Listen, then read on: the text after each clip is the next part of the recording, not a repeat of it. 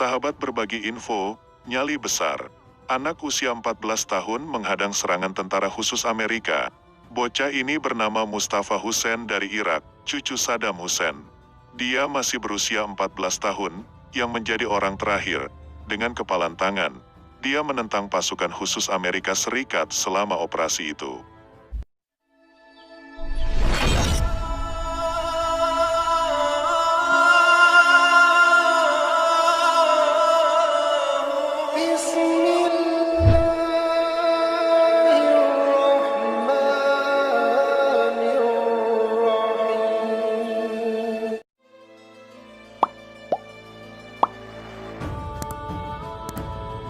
Sahabat berbagi info, nyali besar.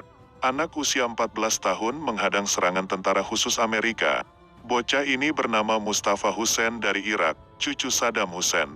Dia masih berusia 14 tahun, yang menjadi orang terakhir. Dengan kepalan tangan, dia menentang pasukan khusus Amerika Serikat selama operasi itu.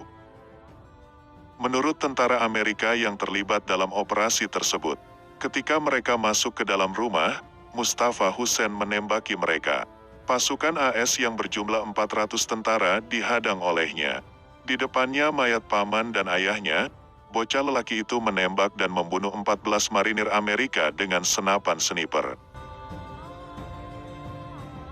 Sobat berbagi info, pertempuran dengan cucu Saddam Hussein berlangsung sekitar 6 jam.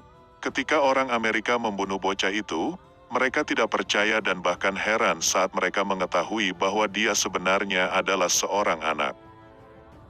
Tulisan di akhir artikel peringatan Mustafa, jurnalis New York Times.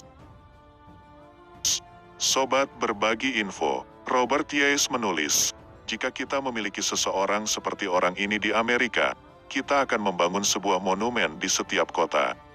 Saya akan berbicara tentang keberaniannya di mana-mana dan itu akan menjadi model perlawanan.